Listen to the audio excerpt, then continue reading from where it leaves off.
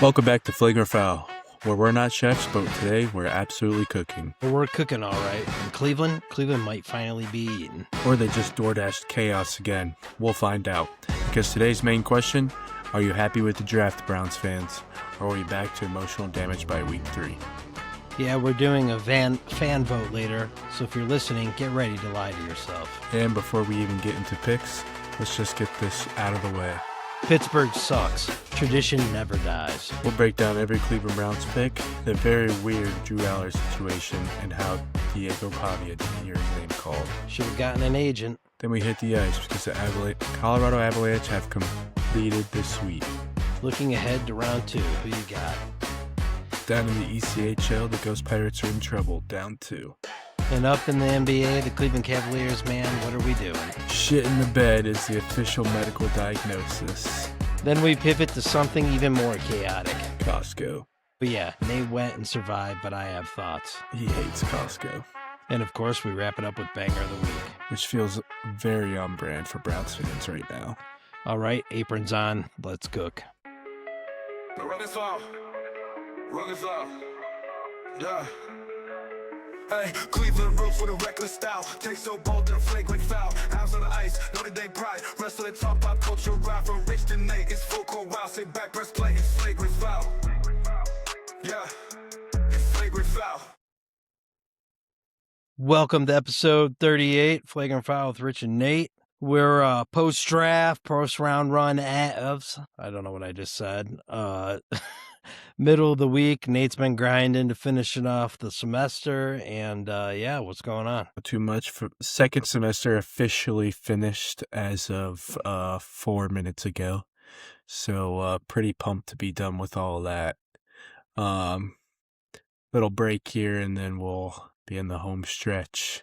Nice. We got what, like 2.5 months, and then MBA is yours. Yep. Yeah, and then Conquer the World, Range Rover. Yep, exactly. Okay. Snapping next, sounds cash good. and checks. All right. Well, we got a lot to talk about this week. I think, but first off, NFL draft. Before we get into a detailed analysis of our Brownies and the rest of the league, I'm pretty happy. They didn't fuck it up. I feel like, at the end of the day, how many times have we gone to a draft and say, we have a need at these positions, and then we're like, what are we doing? Look, we know we needed line. We know we needed receiver and skill positions. 3 offensive linemen. We get a talented safety, kind of deeper than we should have. Got a linebacker. We got an intriguing quarterback with crazy speed and size, and maybe we use them somewhere else. We got 2 stud receivers. Like, I'm pretty happy. Like, on paper, the draft's always a crapshoot. You don't know what you're going to get, but on paper, I'm pretty pleased with where we panned out. What do you think? Yeah, they killed it. I think Andrew Berry has solidified his spot in Cleveland for the foreseeable future. A lot of people were, happy about last year's draft, but were interested to see if lightning could strike twice, and it has, apparently. Yeah, I agree. He killed it. Spencer Fano, gonna be a dog. Hyped about KC Concepcion. I was really, really worried we were gonna lose him to Pittsburgh there for a second. And, a lot of people saying, should have took Denzel Boston at 24. Guess what? We got him at 39. Then, Yeah. Andrew Berry said they were seriously considering Denzel or Emmanuel McNeil Warren at 39. We got both of them too. So it all worked out. I'm pretty happy. Yeah, the thing that I like the best about this, like when you look at the positions, like we got like athleticism, like strong conference play, so they didn't come out of somewhere weak, and then like size, like finally for one. And like Concepcion, you can argue he's a smaller, fast guy, but I think he's great route runner, great returner, like that's fine. But then you go with Denzel, we got our size. Big receiver, like it just, Fano, I like him. I'll tell you one thing too that I think I've noticed about this year's draft picks from the little bit of analysis I've done, like great character guys with great attitudes. Like I feel between this year's crew and last year's crew, we have some guys that are like we're happy the Browns selected us. We know their past. Like, we're coming in here and like we're about to be the different Browns, and that's what excites me about this team. All the way around, I haven't seen like similar to last year when you heard all the stuff with Shadur, and then like afterwards, it's just like all you heard was nothing about like all of his quotes, everything. Every time he talked to me, like he was just like saying the right things. Like Spencer Fano just comes off as like just a good, awesome dude. I'm pretty excited about this guy. So, that's good. What are your thoughts? I mean, initially, I have two thoughts. So one was Di Podesta the problem? I gotta think Di Podesta was a problem, and Stefanski was a problem, and I think he's the reason we took Dylan Gabriel in the first place.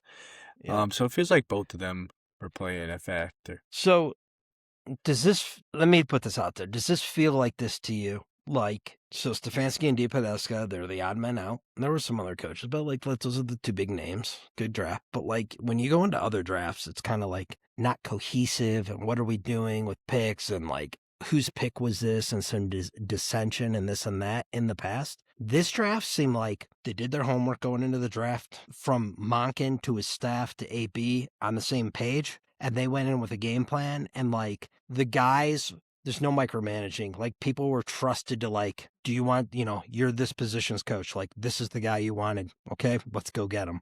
And like, everybody was on the same page, and we went after guys that were like high on the different positional coaches and AB board. There's like, doesn't feel like the dissension or head scratcher picks or any of it. Like, it just feels like a different Browns. And I don't know, we were a little bit like, mostly because we're Browns fans and we're looking for the big hire and this and that. I think we're all like, Monken, that's who we got.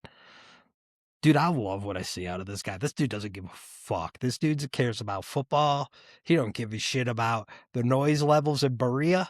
He don't care about what you think about him missing the press conference. He doesn't care about coming in looking like a pretty boy. He just wants to win football games. I feel like just the way he interacts with the staff, the people, like this, I love this guy. Like, the more he talks, the more I like him. So I don't know. I'm pretty excited about where things are right now. Yeah, I completely agree. Pleasantly surprised with Todd Monken. But going back to the draft, I would agree with, like, we all kind of knew the direction that they were going to go, and some players that were on the board, we just didn't know which player they were going to end up with, which offensive lineman they were going to get, which of the receivers they were going to get. But we all had a bit of an idea compared to last year. We had no idea where they're going at any point. I don't think I was as like deep into like my research. Not that I did like a ton this year, but like honestly, last year I had never heard of Mason Graham until he was on the Browns. I was expecting Travis Hunter or Shador, to be honest. Nobody thought that Dylan Gabriel was coming to Cleveland, and we're still questioning why he's here, but. It's just like, I agree with you, like, transparent. Everybody's on the same page. We knew what they were going to go for, and that's what they did. No surprises. So, I don't know. It does feel like a nice little change of pace. It really, I mean, even when you started getting late in the draft and you're like, yeah, we're still going to get like depth pieces, but then like, we go quarterback almost every year. And it's like, in years past, it's like, here we go again with another guy that, we're taking a flyer. And then last year was like, what are we doing? The way we drafted Dylan and Shadur in the rounds we did. But like this year's just feels like, so we got like Shadur with good experience we feel good about. Watson was a Pro Bowl. Like, we feel good about that. Dylan's not long for here. Of course, we're going to get another developmental guy. And even if like, there's no like, that pick isn't like, oh, this is the guy that's coming in. No, this is like a guy that's like, he's 6'6" and fast and an athletic freak. He ran a 4.36 or 4.36 40. I mean, he's the best player on the board at that point. I'm not mad at that pick. I'm not mad if they turn him to a receiver, a tight end, or if he stays quarterback. I'm not mad at it at all. Like, that's the best athlete on the board when they make that pick. I 100%. mean, even if you keep him as like the third quarterback and you would just have like a special set of plays to suit his skill set, like it's just such a different feel. Like we're not bringing this guy in as anything other than like, at that point in the draft, yeah, we got to carry a third quarterback. So let's take this intriguing pick that might potentially have some crazy upside we're not thinking about. I mean, it wouldn't be the first time that you take a quarterback that maybe didn't pan out as like, you look at Terrell Pryor, you look at like Josh Cribbs.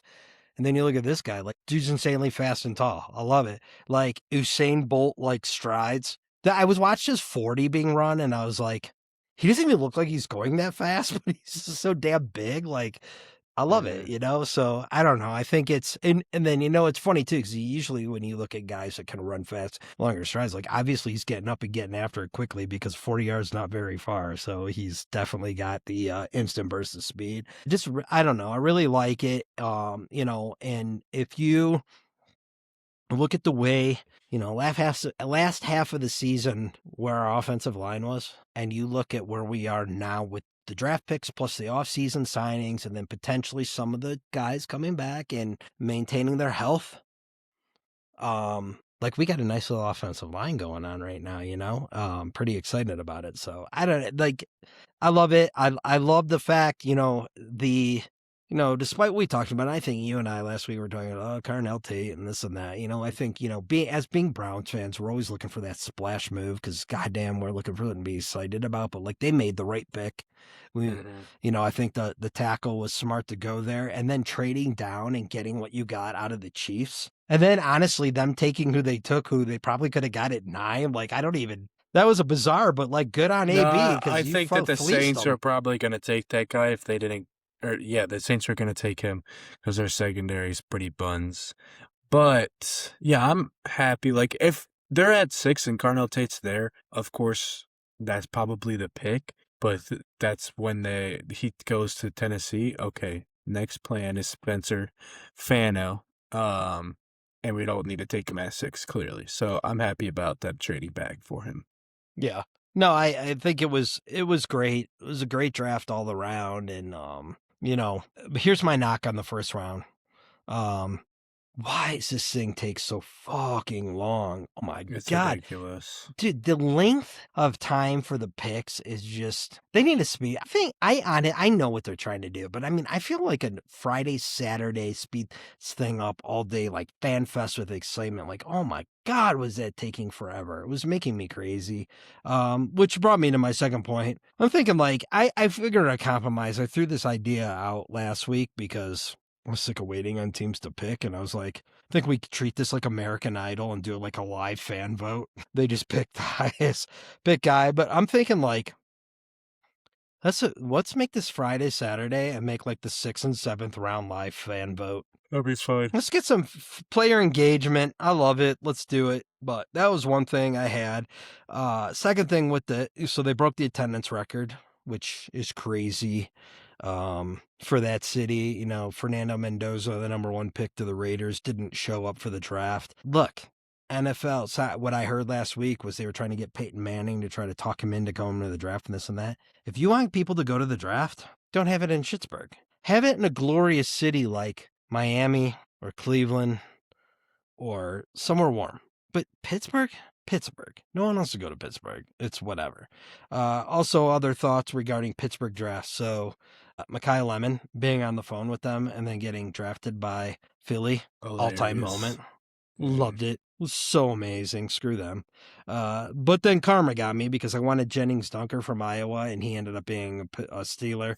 So I hate him now. Yeah. Sorry. I wanted you to be a Brown, but, I hate you. I don't have a choice. And then the Drew Haller situation, who, leading up to the draft, he was a guy I was looking at like, hey, if you can get him late round, I like his size, his throws, his arm strength. Like, this is a dude I'd take a flyer on as a developmental guy, but he ends up being in Pittsburgh. And, my heart does go out to him. Or maybe it goes out to his family. Like, dogs named after Browns, massive Browns fan, Brown season tickets. He's from Medina. Like, he grew up a Browns fan. Did you see the video? He did not put the hat on when he got drafted. I'll give him That's crazy. I'll give him that. I'm not going to root for him, but I will say this. I can honestly say this. In an alternate universe where you grew up playing football your whole life and not wrestling your whole life, and it's your lifelong dream to make it to the NFL, and you're sitting there first, whatever round, I don't even care what round it is, and Pittsburgh takes you, I'm pulling a Eli Manning. Eli. Like, I'm not going to Pittsburgh. He's not going. And if you do go and you're like, Dad, it's a lifelong dream, and be like, here's your options available to you. You can go play in the NFL, or you can be out of the family. I don't care. But I'm pulling it. You're gonna be like, wait a minute. Nate was drafted he was the Mr. Irrelevant. Last pick of the 7th round going to Pittsburgh. Aren't you excited? I'd be like, no, he's not gonna go. He's not going. He's gonna go fight it out with Diego Pavia to see if he can get a tryout somewhere. But like, we're not doing that. Like, I can't. I would be so pissed. There's like things in life where you're just like, a family that loses it all in the stock market crash or has something like terrible happen. You're like, feel for them. This is up there. You just be like, oh my God, I'm so excited. Literally, if you're that dude's family, you're like, basically you could go to 30 other teams and I'll be fine with it. But just not even Ravens would be better. You go to Pittsburgh. That's like that. I feel like we should have like a wake or something for them. Yeah. It's horrible. I would be so upset. That would suck. And also like weird position to put him in because they just got Will Howard, which is Drew Aller a better quarterback? Probably better than Will Howard, but Will Howard's got a year under his belt, and they're still trying to get A-Rod back, and they have Mason Rudolph. So it kind of feels like, I don't know. It's a weird quarterback room in there right now. I guess the difference would be you look where Will Howard went, and you look at so let's say Drew Aller never gets hurt. Coach doesn't get fired. The seasons end up slightly, but few things happen here and there. Higher for sure. He's coming out with a lot more juice than he did, and thank God, the guy he's in a better spot. I think he's a better player than Will Howard. If he went to Ohio State like Will Howard, he wins a national championship most likely as well. And I don't think Will Howard did anything spectacular when he was there. I mean, if you look at Ohio State is not quarterback you. Have they put a lot of quarterbacks out there that have played a little and been backups? Yes. Have they? Their receiver you. 100%. They put some solid defensive players in the league. For now. But that's not a quarterback university. Now, if you want to talk about a guy, now granted, McVay in LA, dude, what a weird guy. I used to like him, but now I just feel like he's manic. A little strange. He's ADHD, manic, and he's kind of a weird dude. He's a little too. And why did they take Ty Simpson? So, like, if we're at a bar and somebody brings him, you're like, oh, this is my friend, Sean. Maybe I'd be like, can this dude take it down a notch? Like, he's kind of extra and annoying. But nonetheless, whether you like it or not, you're the coach of the team. Don't be a douche about it. But either way, if you look at it and you look at what we've heard out of Matthew Stafford, Ty Simpson honestly could not have picked a better situation to be in. You get to behind a guy like that on a solid team and be like, you know what? He may play this year, 2 more years, 3 more years. And at some point, you're going to do the Brett Favre, Aaron Rodgers situation, right? And you're going to have all this time to develop behind him. You are in all of the 487 quarterbacks that the Browns have run through, were the worst position. This is the polar opposite. Like, that's the best possible situation you could have ever got drafted in. I agree. It just feels like a weird place to take him for the Rams, like first round. He started 15 games in college. I don't think he's a first round pick. But I mean, I see the vision and it's worked out in the past. So he'll probably be a 4-time Super Bowl champion for them. I mean, I guess if you look at it this way, though, so we're not Rams fans, so it's not like we're digging into, they were real close. They were real close to being a Super Bowl team last year. Are they losing much? I don't know. So let's say they're not. And let's say they're going to be another top of the NFC team. They're drafting at the bottom end of next year. And they're not. I think it's a better quarterback draft, but I mean, you got your usual suspects at the top of the draft. I mean, maybe it's not, and you get a year jump on this dude. What's the knock on Ty Simpson? The experience, right? Yeah. So you like what you saw from him in a limited scope, and now you're going to take the guy and say, that's fine. We like what you saw with him. Now we're going to take him in with pro quarterbacks under a stud quarterback that'll probably be in the Hall of Fame. and he gets to develop for a year, 2 years, 3 years. It's kind of an awesome situation, to be honest with you. You wait till next year. Let's say they have a bad year, and let's say they're in a position to get an Arch or somebody like that. And Matthew's like, hey, we sucked this year. I'm out. He retires. And now you got a guy with a ton of expectations, a high first round, the heir apparent, doesn't have all of that. You want to talk about two different situations for setting up for success. I just feel like that's such a great draft pick for him, like a great for him. And I sort of see it for LA. I agree with you. I don't know if he was a first rounder, but I mean, what are their needs? Without looking right way, I mean, they were almost a Super Bowl team, so I don't know that they had a lot of really glaring needs. Yeah. But I also don't know what they have in free agency. I saw some stuff this week. So, a lot of people chiming for Chubb's a free agent, bring him back and be the veteran. I love Chubb. I think we got 3 good rookies. I think we got the kid from Cincinnati and we got an undrafted. I think the youth movement's here. We don't need to revisit that. And as much as I love Njoku, I sort of feel in the same way. He hasn't gotten the interest on the free agent market. We signed a tight end. We got Fannin. We just drafted 2 tight ends. And then, we got we signed after the season, the GOAT Sal Cannella. So, I don't know. I just sort of feel like I love Njoku. He's a great team guy. He's also off injured. So I think, let's ride this youth movement and move forward. I feel like that with Deshaun. I agree. So. Something that, before we move off of the NFL, not being mentioned, Jeremiah Love and Jadarian Price both go in the first round. Let's go. Dog. RBU is in South Bend, Indiana. 100%. Oh, yeah. And you watch this year, they're going to have 2 stud running backs Aeneas this year. About to go off, and I don't even know the other guy's name. Actually, I think this is the year they have that a rookie they become coming a in. passing team. A rookie? Or they a do freshman? it. They have a 5-star running back coming in this year. So look, it's South Bend. Everybody wants to play there. Things look great. The future looks bright. But what coming this year or next year? I think it's this year.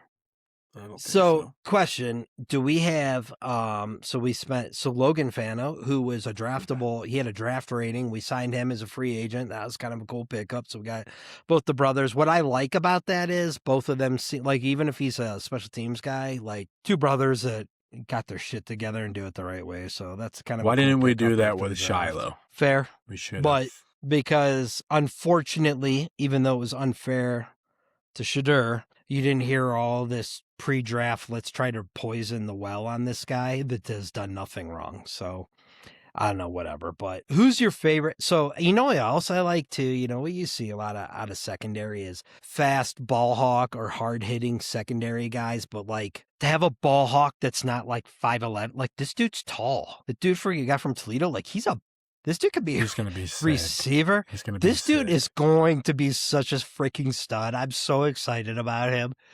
Who's your favorite player drafted on the Browns this year? The Toledo guy, Emmanuel McNeil Warren. His name's a mouthful. But I like KC probably. I'll go KC.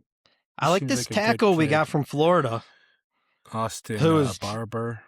Yeah, he's dropping the let's F and goes on the on the call. That's what I'm talking about. This dude's no filter, all hype. I like it. So pretty excited about that. But yeah, so exciting times ahead. So now we can focus on forming this team. So I know I saw some news today on several news sources are Watson's taking it. They came in for a mini camp with nothing and they're trying to already create a contract.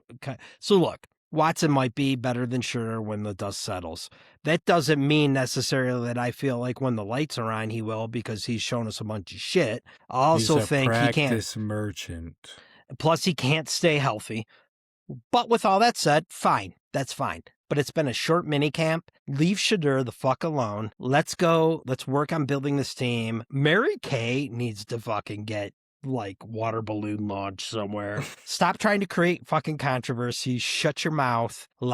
Let's focus, like Shedeur said, positivity of this team, change the vibe. Let's move forward.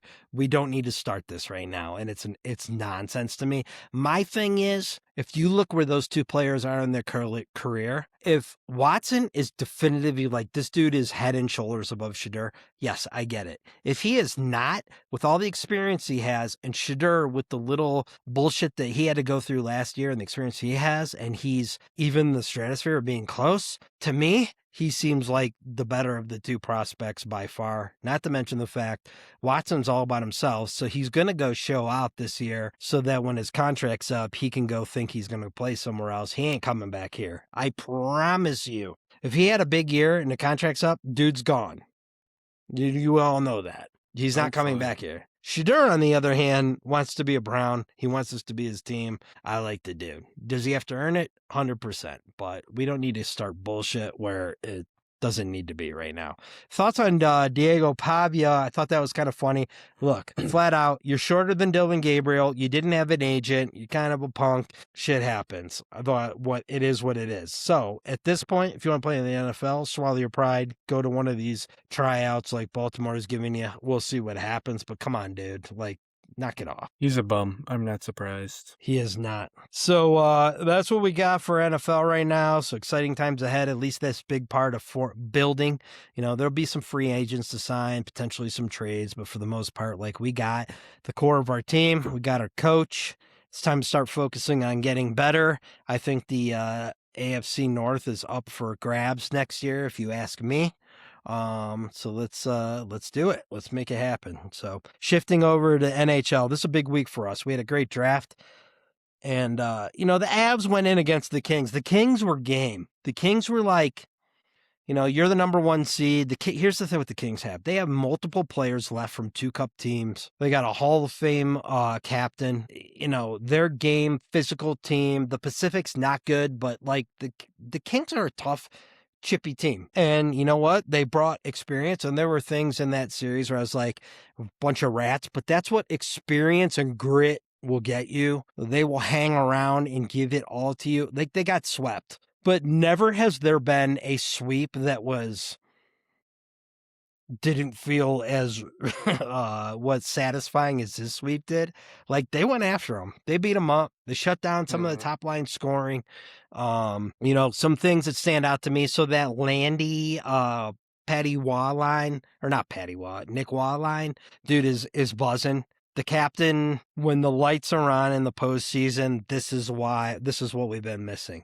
The top line, I'll give Likey this. Likey in transition play or on power play has shown up. Likey, Mac, and Netchus on that top line, they need to step up. And I don't know how you shake those lines up right now, because I think the 2 and 3 line are playing okay enough that I don't really want to fuck with it, because you just swept the series. But I don't really love Netchus and McKinnon on that same line. There's too much center creativity, pass mentality, and they're getting too cute with the puck. And when you get a team that clogs up the neutral zone and is, you know, they're going to hit you, pound you, and bait you, like, that's just, you know, yeah, Mac had a goal last game. They kind of neutralized that dude, that series. They neutralized Netchus. You know, we had the grit step up. You know, you had your LOCs step up. You had your Nick Waugh. That's a great depth signing late in the year, or a trade to get him. You know, he showed up. You know, Landy's showing up, but I don't love that. You know, Brock started to wake up a little bit, but really going into this next series, like right now, let's say the Avs win the cup. We're talking Conn Smythe, and this is my preliminary look. Scott Wedgwood is the Conn Smythe Trophy winner. 100%. Like, this dude's a dog. This dude has been the team. He is the guy. I love that guy. He doesn't get too high, doesn't get too low. He's big. He's a big save guy. Like, what a pickup that guy was. If we win the cup this year, you can look no further than Scott Wedgwood. But really some guys that we're going to need. So this next series, you know, we got a 3-2 with the Wild over Dallas. Even with that, it could still go pretty much either way, though Minnesota stole home ice back. But we're gonna have to put points on the board. I mean, you look at the point. I mean, I've seen 5-6 goals with the Wild on Ottinger, and like Wedgwood's a dog, but I'm not going to ask him to do that every night. Like we need, really, I'm not even gonna say likey. It's Mac needs to start putting the puck in the net. Netchus needs to start putting the puck in the net. Country needs to start putting the puck in the net. Freaking Val needs to start putting the puck in the net. Of all of those guys, Val has probably played the best chances, two-way game, been a grinder. But that top line, like, we need to start getting some offense, and the freaking power play is terrible. The PK is second to none. The power play, trash. So, I mean, I feel good, but I don't feel too good. Any thoughts on any of that? I agree that the Kings series, they gave us a bit of a run for our money. But I've been seeing some stuff on Instagram. They played well, but we still swept them, so let's cool it a little bit. I mean, they were also- the second wild card against the President's Trophy winning team, so they gave a lot. No, they're trash. Something that honestly stood out the most to me, more than any hockey that had been played in that series, their home jerseys. Black matte helmets is the worst thing I've ever seen in my entire life. Who, the King? Yes. Like, if they were gloss, their jerseys would be nice. They'd be top 10. Matte black helmets. It's disgusting. Like, it makes me want to throw up. I hate it. That The pissed me Kings off more than all any black Gretzky era jerseys that they wore are kind of sweet. I like their But- stuff right now. Like, but look, do you know what I'm talking about? Look it up. It's atrocious. Like, the matte black just destroys everything cool they had going on. Yeah. It's terrible. So hopefully whoever we play next has a little bit more drip. If I got to watch it for at least 4 games. I mean, like I said, you're right. They swept them. They kept the games close. There are a couple that could have gone either way. Andre Kempe is a rat bastard and can forever fuck himself. He's in the Jamie Benn category. I'm going to give props to a guy, Anze Kopitar. What a dog, dude. 2 cups, Silky Award winner. I think he's north of 12,000 points, like captain, class act. You saw how he played in that series. Here's the thing. There's a lot of question. In my mind, that's a first ballot Hall of Famer. You look at what that guy's achieved in the league. You ask anybody drafted their rookie year and say, here's your career. Every one of them's taking it out of the box. They're going, I would take that 100 times out of 100 right now. Dude should be in the Hall of Fame, class act. So congrats on an awesome career to him. But I think, what you saw in that series with those guys, they were an older team with not the firepower of the Avs. And, the Avs got away with some shitty play because they are such a skilled and they were a better team. Where the Kings hung around was, they had experience and some dogs that had been through it and they knew what to do. And you're seeing that, in this Pittsburgh series. I really don't think Pittsburgh should be hanging around the Philly series, but they've made it 3-2. It's 0-0 right now. They're trying to even the series up.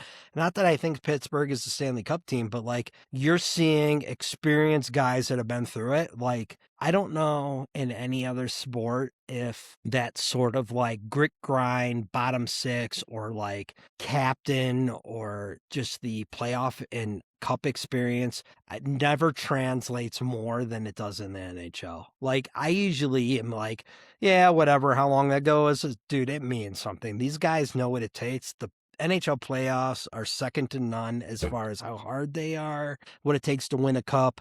You truly are coining the best freaking team. And then those guys know what it takes, and it's a massive sacrifice. So yeah, so far it's been pretty good. So, I think where do you stand on this side of the equation? I think what I've heard is, some people sit there and go, man, you have these series go to 7 games and there's the momentum and they're coming off it and you've been sitting. There's something to be said. I think it's overplayed. I think in this year's playoffs, as gritty and tough as they've been, I think where you look at where Dallas or Minneapolis are, and then you look at how physical a series ours was, I think this rest right now is a massive benefit when we have to play game 1 against whoever it is. We're going to get guys healthy. I know Manson got banged up. He will be healthy by the start of that. As fast as we play, like, they'll be fine. I think these teams that are coming off these big brutal series and have to dip right back into another one, like, you can't convince me that that's not a deficiency. So I don't know. What do you think? Yeah, I feel like there is something to be said about the momentum, but That's the hardest part of trying to win a Stanley Cup is staying healthy. Um, so I don't think the momentum will be as big of an impact as getting some time to rest. And I mean, not only rest, but go over like you actually get some time to game plan. You know you're playing Minnesota or Dallas. You know that they're gonna try to play you the same way that LA did. Now you have some time to like, okay, what went well, what didn't go well, and figure it out before you just like thrown into it. I mean, I just think with those teams, though, they play a different style of play, too. So, like, you can't just implement what the Kings have done all year. Like, Pete DeBoer's not your coach, so you can't just instantly, like, that's not your grind out style. I don't think that's how Dallas or Minneapolis play. And I think, like, if rest or like a long layoff served anybody, it might be goaltending. But if you ask me, like, so if you look at the Avs, where we've done a little bit of a tandem, if there's a goaltending setup that suits this rest, it's Wedgie. And I think it benefits us from, I think there's maybe potentially some work to do with shaking up the lines, maybe a little bit. And you have the benefit of, let's watch the games. Let's see what we're seeing in the Minneapolis Dallas series. And then let's see, maybe try around some stuff in practice. So I think that definitely puts them with a better foot forward. One guy I do want to highlight. So, like, I like Joel Alkivi around as a dog. He was a dog last year, the whole bit. He's definitely our 13th forward, and he got to play the beginning of the series. But I tell you, a guy that sat and came back with a vengeance, Ross Colton, was skating, hitting, and had some looks like a man possessed. And, like, that's the type of area on the team that's like, if a guy like that's playing like that, who played on Tampa, and then, you know, he's played now with us 2 top elite teams, he's got a cup, like, that's a guy that's like, he can be a difference maker in the series. So I think that's been great. But otherwise, other than us and the Canes that are done waiting, very competitive series all around. The Edmonton forced yet another game. Utah's definitely game. The Canadian and Lightning series is 2-2. Canadians are up right now. You know, Mammoth Golden. So this is great for us. Like, I want these series to drag out. I want them to beat each other up. But I think we're in a good position. We'll see what happens. Staying with hockey, turning our tides to, we haven't talked a ton of Ghost Pirates. They're in the first round of the Kelly Cup. We're playing the Everblades. So look, game 3's tonight. We're down 0-2. It hasn't been pretty. It's the second period. We're down 2-1 right now. Look, first time in the playoffs. They haven't been a franchise this long. It's great experience for them, but it's looking like a very uphill battle against a very tough Everblades team. So, you know, let's hope that maybe they can at least steal one. Be nice if they didn't get blanked, but we'll see what happens. So I don't know if you've paid any attention to that. None. I figured as much. Absolutely none. I feel like they've stopped posting on Instagram because, like, when we first started following them, I saw posts all the time. Obviously, turned off those ECHL app updates, but I think our phone was listening to us. Seen anything? I don't know. Because as soon as we did that, we got like no ECHL news. Yeah, I don't know what's going on now, but whatever. So anyway, we're still your number one fans. Go Ghost Pirates! It's shocked the world. We need 4 straight here. I'm gonna go. I got 2 more. I'm gonna go NBA. Cavs were looking really good. They took a poop the last 2 games. The beginning of this game, they were looking.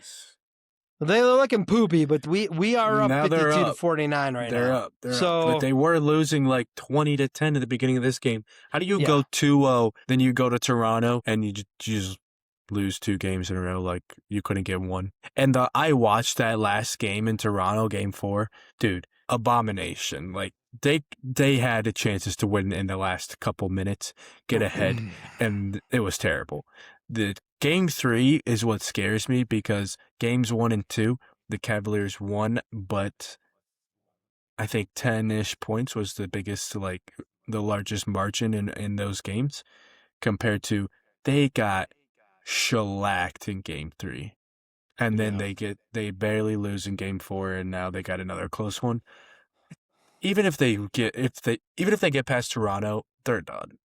Like, I'm saying this now with this series. They win tonight, they probably win the series. They lose tonight, it's over. Regardless, they're not beating whoever I have no idea who they would play next, but I'm not feeling confident in them at all anymore. I was on top of the world after game 2, and now they ruined my vibe. Well, as our most recent Cleveland championship team, or literally any rooting fan base team, No. do they have one before the Avs, or the Avs first? The Cavs are 2016. The Avs are 2022. Okay. What are you we'll saying? do The Avs. first? Were so you we'll saying? I thought you were just say saying most Cleveland. recent.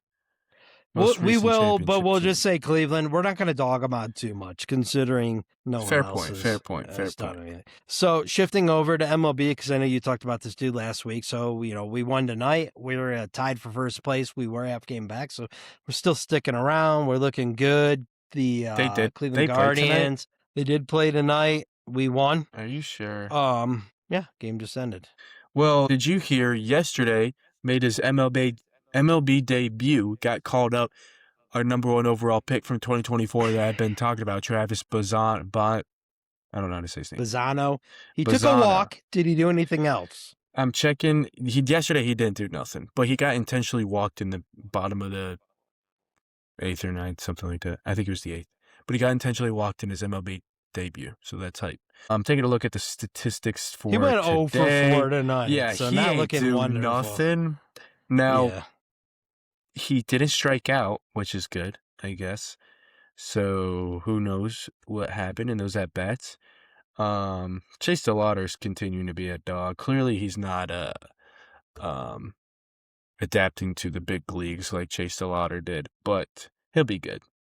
Well, there was no talk this dude's come up to stay. There was like, will he do a little yo-yoing? He'll be fine. So He will be But fine. either way, Did you- the Guards are in a nice spot. We're getting ready to enter May. We're tied for first place. That's a nice little start. Did you know he's from Australia?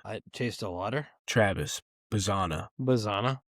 Yeah. And his walk-up song was Down Under. Does he come Men from at the Work. land down under? That was his walk-up song. Yeah. You know Pretty what? sweet. See, that's such a obvious choice. No, but but would it's have been a good. better dog move. Would have been like first game in, they play "Who Can It Be Now" by Men at Work. That would have been. Because- That would have been like people had been like, "Oh, wait a minute." I mean, yeah, but still sick Look, walk-up song. Compared to Chase DeLauter is. making everybody sing West Virginia and Cleveland. Yeah, that's kind of poopy. No, they're not even but- saying it anymore. Because, his song is Country Roads. When he goes Between West him and, Virginia, they say Jimmy Chase Haslam and his DeLauter. Okay, Tennessee Titan scoreboard. How about you both go F off and start rooting for Seatown? Yeah. Whatever. So shifting over, so F1 finally, We're back. after Saudi Arabia got postponed or canceled, and I can't remember Dubai. the one before it, Dubai. We got Miami Grand Prix this weekend. Pretty Let's go. excited. I have a feeling our boy Lewis Hamilton, Lewis is he's about to feeling the win this vibe. hoe. He's had a little bit of a vacation. He hard launched his Kim K relationship. He He's feeling also himself. just saw the Michael Jackson movie like in the past Okay. 24 hours. I saw it on his Instagram story. So, Oh, nice. he's So he's finna- vibing out. he's about He's to in moonwalk Miami. across this finish line in Miami. Yeah, he's vibing out. He's feeling it. He's about to hit sunny Miami, and I'm feeling our first win in red. Ferrari, That'd be so Lewis sick. Hamilton, P1. Thoughts? Hopefully, I don't Dude, know. I also- honestly I- the 2 When week you were home a couple hiatus- weeks ago, I watched F1 like 3 times that week because It's Russia sick. with that. And like this, if I could do it all over again, I just be one of the guys that sits in the little thing and comes up with a brace, the little 4 guys that sit up in the chair, has race strategy and like has witty banner with my driver, and then just like, little Yeah. petty disagreements like, stay out, I'm gonna come in, stay out, and then just, I want to say box. 'cause I know. it's I awesome. box. It's so fun. It's so awesome. But this 2 week hiatus, I honestly feel like I don't know anything about F1 anymore. I forget what's going on. I think Mercedes has the death machine going on. That's basically all I recall. I'm gonna have to, So to here, get back into it. now that we're back, here's what I need you to do, because we will be too late for next week's pod. But let's look at let's say what's the next GP? They got to have I'm looking at the F1 schedule. And ESPN is being dumb. Hold up. There's nothing our folks like better than dead air. But okay. 26 schedule. We got Miami, which is on Apple TV, so I can watch it. That's pretty sweet. Sure. But our next race will be so that's the 3rd, will be the 22nd in Montreal, Quebec. So here's what I need you to do before the podcast that week. I need you to race that circuit. It was Lewis Hamilton, and then I need you to give me a breakdown of our I need you to prognosticate the top 3. So I need to get a steering wheel. Well, we could hook that up. I need to get one. I was looking yesterday. Yeah. Well, anybody let's out do there it. want to send me a steering wheel? We'll get a PO box for that. Yeah, not looking for any show sponsors. When anyone wants to send Nate a free F1 wheel, we'll definitely demo it and hype it up on the show. So hit us up at Flagrant Foul with Rich and Nate at gmail.com. We would love to do that. That's pretty sick. Yeah, it is sick. So moving on, some big news. You're, I know you're wrapping up your second semester. So explain to the folks how this all works. They've just heard us talk about you stressing out about where. So you're in a 1-year MBA program that started in August, and it basically goes August to July. So you walk in 2 weeks. You have a graduation, yet you have 2 more months. But that's all great. However, then you'll be, I guess, a full-fledged adult unless you want to go back to school. However, no thanks. Another right of adulthood, you became a Costco member last week. And, I have some thoughts on Costco. So I don't want to give those right now. I don't want to poison you. How'd it go? Because there was some nefarious things that went down. But when not only did I become a Costco member, I cheated death. 4 or 5 hours after my Costco visit, one of the employees got shot in the parking lot and ended up passing away. So that's to them. Horrible for that person. And it sounds like that guy was an employee. That would horrible. What's going on in the world? People need to take a breath, pump the brakes, and chill out. But I don't know the backstory, but I do know this. Costco brings out the worst in a man and humanity. It does. So here's the thing about Costco. I observed that. You go into Costco. Go any day of the week, not just when a snowstorm or a rainstorm or whatever, where everybody's just going to buy the store out. It's always packed, right? So you go into Costco, the parking sucks. You go into the store. Let me just get into the Costco card. You got to scan your card 17 times because apparently you're just going to have some, at corporate espionage where you're going to scan and then somebody's going to drop from the roof, missing in action style, take your card, and then you got to scan it again while you're waiting in line to scan it again to show your receipt. What the fuck is going on at this store? Insane. So that sucks. Just so packed. But the thing is, the membership's not that cheap. You're paying for a membership to go shop. So cool. Yeah. That's great. So there's a cost. Then you go in, everything's in bulk. There's good, clothes here and there. There's some things, good deals. But you're buying in bulk. So everybody's in there dropping several hundo dollars. Do not let there be some free samples. You got homeboy who's 78 years old with his cart full of freaking $500 worth of shit. I don't know why you have $500 worth of stuff. They bring out half a wonton. People are straight up beating the shit out of each other, becoming the rudest person ever. Fighting for a fucking wonton. Just go buy a bag of wontons. Wonton, whatever. They always have good stuff too. They'll be oh, we have these little specialty salted little quarter of a rice cake you can eat. We have nothing to drink, so it's unsatisfying and you're going to be thirsty for the next 45 minutes. This is everything about it sucks. People cutting in front of each other, just everything you've heard about manners, chivalry does not exist within the walls of Costco. People just turn into straight assholes, and I hate it so fucking much. The line sucks. So I'm going to find a silver lining because I hate that store so much. The hot dog pop combo for $1.50 is fire. The ice cream's fire. The pizza's fire. That's great. You remove that. There are things that the Costco gas. They'd be oh, the Costco gas is 15 cents cheaper than everybody. You're going to have to wait for an hour and 75 minutes. You're going to waste hour gas. and 75 minutes. This is how angry I am. I said an hour and 75 minutes instead of 2 hours and 15 minutes. I'm just making up units of time to wait. I literally will pay $1 more for gas to wait that fucking line. People are like and then the whole like we both pull up and we can't get through, and the car in front goes, and should I go? And then people are like that. Just everything about Costco is like, let's design a store that is so we have a bunch of people in today's day and age that are me first, no manners, and just like impatient. And then we're going to craft lines and routes throughout our store and our gas that just basically are to rage bait everybody into fighting. I hate it. Do I like their toilet paper because I can buy it and wipe my ass for 6 months and not have to go back? Yes, it's wonderful. Do I get Nasonex there? Yeah, it's wonderful. It's way cheaper. Is it worth it? No, it's not. I hate that fucking store. Nate, now that I've gone on my tangent, I want to hear your thoughts. I also appreciate the toilet paper. Did have to put on a new toilet paper holder in the bathroom for the jumbo size roll to fit. But it's a great deal. And it's not a place I'm going to often, but Claire was kind enough to get that for my birthday present. So I figured, why the heck not? The thing that bothers me the most, I'm not going there a lot. Like I said, there's not really that much stuff that I need from there. I got a box of like 30 individual popcorners for $10. That's a pretty good deal right there. But I feel like the stuff that I'm interested in, like, it's one of those things where I gotta show up and see, like, are those popcorners going to be on sale next time I go, type of thing. But that's besides the point. What bothers me the most is, like, this is the only Costco in like a 30-mile radius.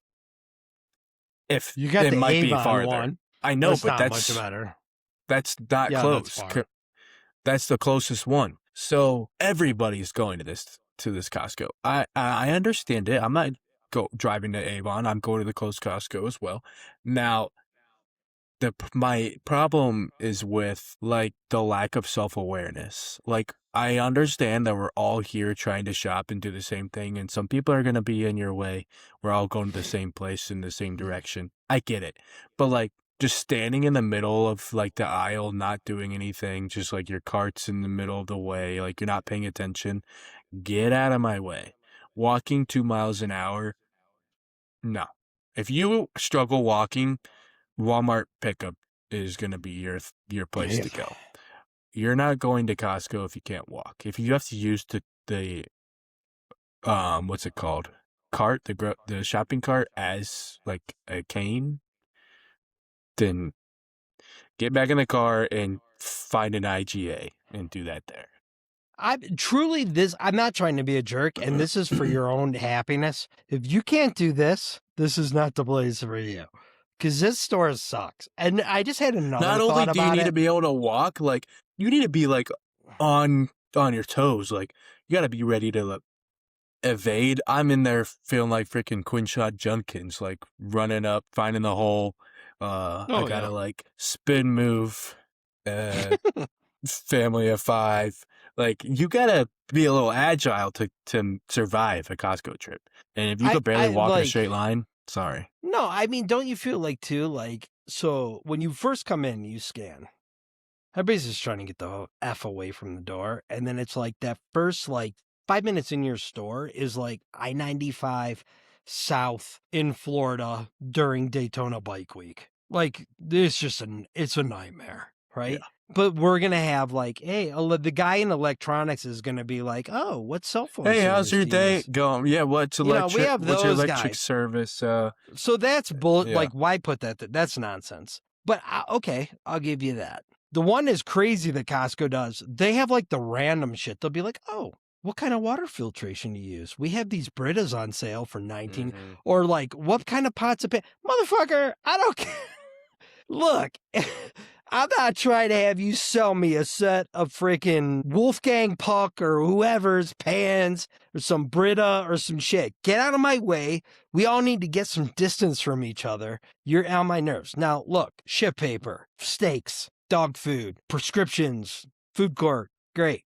but you're going to put up with a bunch of bullshit to get there. And Mhm. apparently in some of these, you got to be strapped up to go because it's like we fighting mofos to get in and out of there. It's ridiculous. Crazy. So I don't know, but everybody goes through it. It is what it is. I have done the whole Costco, Sam's, at one time BJ's. It's been a minute since I've done BJ's. BJ's does have the meat counter, so I'll give that a little shout out because that's a Ohio one. Sam's over Costco, no. Costco's the big, so whatever. Moving on, banger of the week. I changed my banger of the week because I was vibing on this big time. New documentary coming out the theaters. It looks amazing. And quite honestly, like this is such a no-brainer, but sometimes I feel like, gets lost in the sauce with musics and metal bands and this and that. Iron Maiden is such a fucking awesome band. And Bruce Dickinson's the lead singer of Iron Maiden. Like, dude's a professor, maybe honorary. He's the lead singer of a heavy metal band. He's a world-class fencer, swordsman. He's a world-class, elite-level swashbuckler, and he flies jets. He's basically everything. You'd be like, asking him, be like, what's the coolest thing to be? Lead singer of like one of the greatest bands in the world. Boom, check mark. Professor, arguably, if in the right niche, pretty cool thing. If you told somebody you were a world-class swordsman, that's pretty badass. And then like, oh, yeah, by the way, I fly jets. One of the coolest people in the world. Like that, hands down. So Iron Maiden, awesome. But they got a documentary coming out. I think it comes out next week. It looks so cool. But I mean, this isn't a new one. It's not a D-cut. People know about it. But if you going on because it's been a little time, listen to you. Get you some Iron Maiden on your Spotify. Like Wasted Years is my pick for the week. It's such a cool ass song. Everything about it, like the guitars, the vocals, the songwriting, like it's just such an amazing song. In the gym, in the car with the windows down, like that song is so versatile for so many. So you used to literally be like, oh, is this just like a big metal pump up song? Nah, it could be. It could also be a vibe song. It'd also be I'm driving in the car song. It'd also be like it's Friday at work and I'm trying to get through the day song. It's a great song. So do yourself a favor. Check out a bunch of Iron Maiden, but Wasted Years. If you don't listen to them, that's a good place to start. Nate, I saw something from you earlier. I feel like you might have a banger this week. What do you got? Yep, it's gonna be sent it to y'all earlier. 1901 by Phoenix. That's a good song. It just came on. I was at the gym and I forgot about it, and it's a banger. Does it slap? Is that what the kids are saying these days? I think that's Or have we moved on? outdated. I think that's outdated now. It slaps. Let's start something. Let's replace it right now on the show. It started here. That I can't think of anything appropriate. Nah, me either. All right, well, we'll go with it. Also, Fences. You're a big Phoenix guy. Check that one out if you haven't. I think you like it. But yeah. So anyway, it was good seeing, talking, and great week for sports. Good luck to Nate. I guess you're officially done, so that's sweet. And enjoy your time. We'll be together next weekend. But yeah, that's about all I got. Anything from you, Nader? Nope, that's it. All right. Well, y'all stay cool. We'll catch y'all next week. Stay classy, Cleveland. Peace out. Peace out. Combat beat kicks in, crowd noise, whistle blows.